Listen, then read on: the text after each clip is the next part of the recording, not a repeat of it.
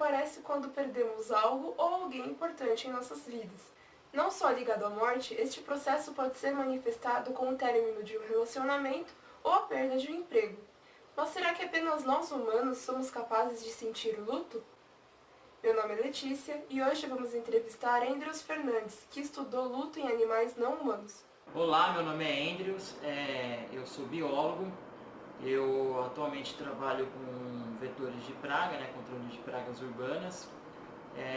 O meu TCC ele foi focado em luto em animais não humanos. Eu me formei na Uninove, o ano passado. Explique para nós o tema do seu trabalho. Então, eu trabalhei com luto em primatas não humanos. Então, muito tempo atrás eu tinha visto um vídeo onde tinha um grupo de chimpanzés e tinha um indivíduo morto. E esse grupo estava em volta desse indivíduo que havia morrido. E eu achei aquilo super interessante. Mas eu tive toda uma trajetória antes para chegar nisso. Então, eu comecei o primeiro estágio meu no Museu de Zoologia da USP. E aí lá a professora me convidou para fazer um processo de iniciação científica com ela. E eu acabei fazendo um trabalho que foi saber a percepção do público sobre a evolução dos primatas. E foi ali que eu conheci o Franz de Waal, que é um pesquisador que trabalha com comportamento animal, e foi lá que eu comecei a me apaixonar pela sociedade dos primatas. Então, tendo esse fator da sociedade dos primatas e vendo que esses animais poderiam ter luto, que eu fui conversar com o professor André, que gera o GENIT, que é o grupo de estudos etológicos Nicholas Timber, e foi lá que ele falou para mim: olha, Andrews, eu gostei muito do seu tema, vem comigo que a gente vai trabalhar junto. E aí foi quando eu comecei esse meu interesse pela minha pesquisa. E por que estudar um tema tão polêmico para a etologia? Então, esse tema ele é polêmico porque quando a gente trabalha com uma coisa que é chamada de emoção, a gente tende a levar isso para nós humanos, Isso se chama na linguagem científica antropomorfizar. Então, muitos pesquisadores, quando trabalham com isso, eles têm medo de ser rotulado com isso. Você está antropomorfizando o bicho, esse animal, você está falando que ele é assim, assado, e você está se comparando a este animal. No meu caso, eu tive uma dificuldade muito grande, que a primeira foi ter que trabalhar com vídeo, Então, na verdade, a dificuldade foi encontrar esses vídeos na internet, que pesquisadores deixaram disponíveis, fazer a reunião de todos esses vídeos, e lá o animal é meio complicado de você saber a emoção. Os humanos, quando a gente vê os humanos, a gente sabe quando ele está com raiva, quando ele está alegre, quando ele está triste. Nos animais isso já é mais difícil. Por exemplo, uma ave, você não consegue identificar isso olhando para a face desse animal. Tem atos comportamentais que esses animais fazem que levam a gente a entender que esses animais estão passando por uma determinada emoção. E trabalhar com primatas foi interessante porque você consegue ver um pouco de nós mesmos. Porque não é errado você falar isso, porque evolutivamente eles vieram primeiro e depois nós viemos depois, desses animais. Então, por exemplo, o ato da mãe carregar o filhote. A gente consegue entender nesse ponto que isso poderia ser um certo luto. Por quê? Porque a mãe gerou esse filho, teve um apego, tem um pesquisador chamado Bob que trabalha com apego, que eu usei no meu trabalho. Então tem um apego, que esse animal tem com o filho, e aí de repente esse vínculo é quebrado. Então quando esse vínculo é quebrado, a gente percebe a mãe cabisbaixa, ela às vezes não come, e tem um ato interessante que é o de carregar o filhote por vários dias. Acho que a gente deixa aqui na descrição para vocês alguns links de vídeos que tem esses atos comportamentais. Então a dificuldade de se trabalhar com esse tema é essa questão de você tentar entender a emoção do animal sem antropomorfizar o bicho e você conseguir trazer essa emoção que ele tem para o seu trabalho de pesquisa. Então acho que a dificuldade é essa, e hoje em dia há muitos pesquisadores que já corroboram com isso.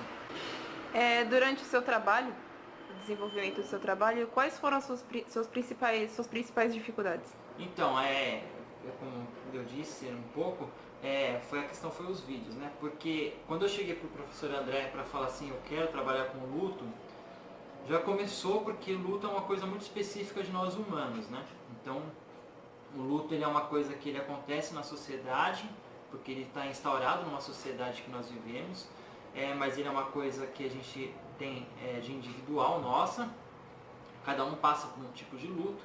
O luto ele tem 5 fases, né, que uma pesquisadora ela cunhou, que uma delas é a depressão, a gente tem a raiva e tem mais outras 3 que são colocadas aí que a gente não consegue identificar direito no animal. Então, por exemplo, tem um vídeo que eu vou passar para vocês, que é um chimpanzé, ele está morto, tem os indivíduos do grupo e tem a fêmea que era muito próxima desse chimpanzé. Quando ela vê que esse grupo está em volta desse chimpanzé, ela fica extremamente irritada e ela vai para cima desses chimpanzés, afasta esses caras dali e ela chega próximo daquele indivíduo. Isso a gente consegue ver isso num velório. Então, a dificuldade foi reunir todos esses vídeos, né? Tentar entender o que esse animal está passando, elaborar um etograma do zero, porque não existe etograma para luto. Então eu tive que identificar o que está acontecendo lá naquele vídeo, passar para o papel e aí, a partir daí, começar a anotar os atos comportamentais desses animais. Então isso tudo me gerou uma grande dificuldade no ato de fazer, mas que deu tudo certo depois. E os seus resultados?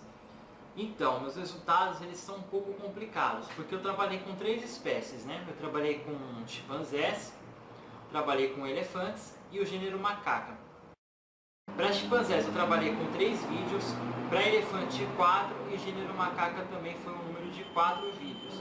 É um número pequeno, parece pequeno, cada vídeo eu acho que tinha mais ou menos 5 minutos, mas esses 5 minutos eram 5, 6, 7, 8 horas de observação. Por quê? Porque eu tinha que ver o que estava acontecendo, pausar, anotar, voltar de novo, ver se era aquilo. Então a gente foi trabalhando a partir disso daí. E aí o que acontece? Depois de analisar esses vídeos, a gente começou a anotar todos esses atos comportamentais para jogar isso num gráfico. O que a gente percebeu mais assim que é voltado para o luto no nosso trabalho seria a questão da mãe carregar o filhote. Porque em todos os vídeos que eu vi que tinha mãe e filhote, tanto de chimpanzé como de gênero macaca, eles carregavam o filhote de 1 semana a 3 meses mais ou menos, ou até esse animal ficar mumificado. Outro resultado interessante que a gente teve foi com elefantes, que os elefantes eles fazem o seguinte, eles migram, né, eles vão para um canto e eles emigram e eles voltam pelo mesmo local. Quando um indivíduo morre, o que acontece? Os elefantes eles param nesse local onde o indivíduo morreu, geralmente eles tocam a tromba nesse indivíduo e aí eles ficam um tempo ali, ficam meio agitados e eles passam de volta. Se passar 2 anos depois, 3, 4, 5, se eles passarem pelo mesmo lugar, eles vão lembrar exatamente onde aquele indivíduo morreu e eles vão tocar aquela alçada novamente. E vão fazer o seu caminho e isso vice-versa vai acontecendo bastante. E no gênero macaco e chimpanzé foi a questão da mãe carregar o filhote. Como biólogo, o que você tem a dizer sobre sentimentos em animais? Um exemplo, a cena de um cão que perde seu dono. O que ele sente? É luto? Então, a gente volta a falar de novo aquela questão que é muito difícil a gente identificar, né, num animal as emoções. Mas no cachorro já é um pouco diferente, porque o cachorro a gente tem milhares e milhares e milhares de anos conosco, né? Então, você pode ver que tem até vários filmes, vários casos de animais que ficaram esperando seus donos em estação. Quando às vezes o dono morre, a gente vê o cachorro sem apetite, cabisbaixo. Então, nisso daí a gente consegue entender mais ou menos que esse animal está passando por um processo de estresse e ao mesmo tempo a gente pode dizer que esse animal está triste pelo que aconteceu. É muito complexo quando a gente fala de luto em animais. Então a gente chama isso daí de um ato comportamental pós-mortem, né? Então é um ato que acontece depois da morte do indivíduo. Então o que acontece? A gente trabalhou com atos comportamentais pós-mortem. Então esses atos a gente conseguiu aferir a partir de que a gente anotou esses atos comportamentais E a gente consegue ver nesses animais isso. Já em cães, a gente consegue ver isso visivelmente. Então, como eu estava dizendo, o animal fica cabisbaixo, o animal ele fica sem comer, às vezes sem beber água por dias e dias. Tem animais que vão até o túmulo, né? E ficam dias e dias lá próximo do dono que morreu. Então é uma relação que a gente chama de ato comportamental pós-mortem mesmo. Para finalizar agora, eu gostaria que você dissesse sobre o seu canal no YouTube. Então, eu tenho um canal no YouTube chamado Comportamento Primatológico. Esse canal eu criei, na verdade eu criei em 2016 uma página no Facebook, pois eu queria treinar minha escrita na época da universidade. Migrei para um site onde eu fiz uma database de primatas com o mesmo nome, chamado Comportamento Primatológico. Então, em 2018, eu resolvi fazer o canal. Já tem 1 ano e 3 meses, mais ou menos. E esse canal eu falo sobre curiosidades científicas, comportamento animal e principalmente primatologia e biologia no geral. Então é um canal que eu gosto muito, eu trago entrevistas, né, com pessoas da área. Por exemplo, a gente já entrevistou o professor Walter Neves, a gente entrevistou recentemente o Guilherme Pagotti, a gente entrevistou o Eduardo Ottoni também, que é um grande cara aí do comportamento de primatas, e entre outros pesquisadores. Então, a ideia do canal é divulgar a ciência, trazer os divulgadores para poderem falar no canal e aí trazer para essas pessoas que não estão no meio ou que estão no meio as curiosidades que estão sendo no dia a dia do mundo científico. Então, o canal ele é voltado para isso, para poder divulgar a ciência, que é uma coisa que eu gosto bastante. Gostaria de agradecer, Andrews. Gostaria de acrescentar alguma coisa? Obrigada.